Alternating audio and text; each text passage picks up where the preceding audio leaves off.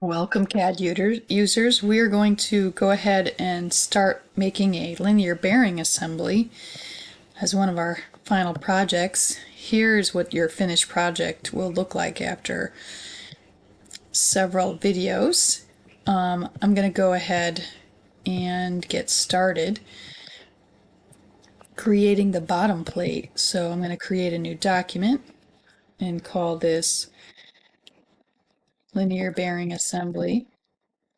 Mine will be V1 since I've already created a version of this.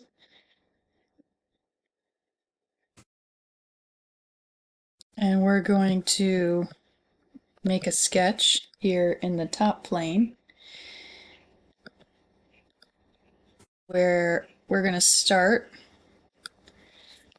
And let's double check our units before we get too far in. We want this to be in inches. Yours should be, but I always have to double check mine.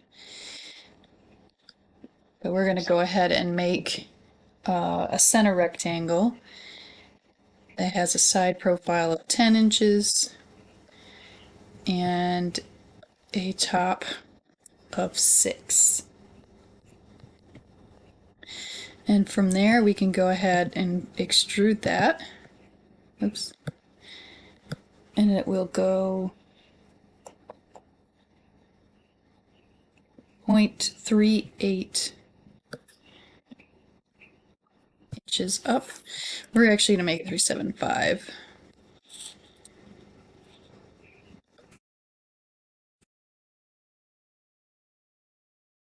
And there's our plate. Now what we really need to do is drill some holes.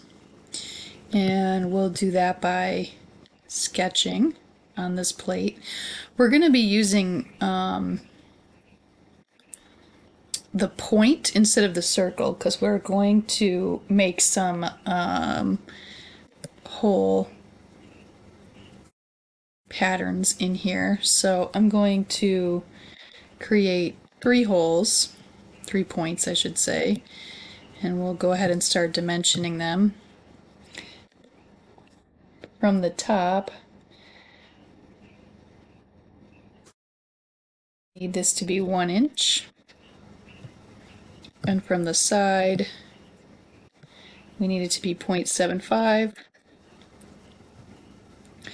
and then from hole to hole 4 inches, and 4 inches to that hole. And we want to make sure that each of these holes is 0.75 from the edge. We could have made a vertical there. Once we get these holes where we want them, we can go ahead and do a linear pattern where we select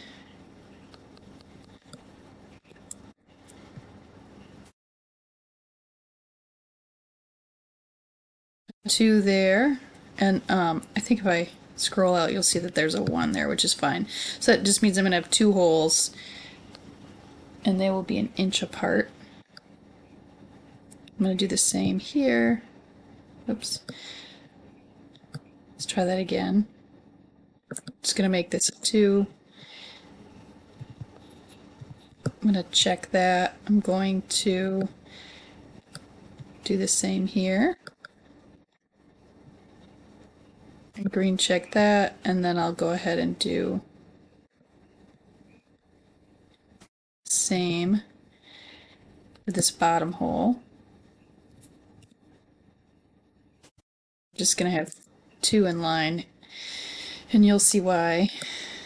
And then we can go ahead and use our mirror tool and select this line and make sure that we click both of these points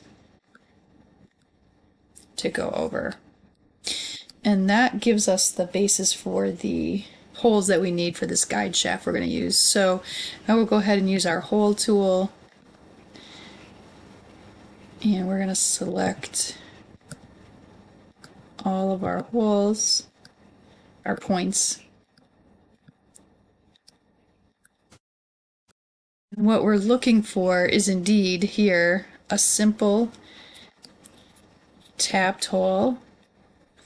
It's going to be a size 10, and it'll be a size 24. If you're not in inches, make sure you're in inches. And this one will be a through all. Well, let's see. It can be a through all, yeah. And let's try that. And there is our bottom plate. We're going to go ahead and rename this bottom plate. That will be part 1 of your assembly.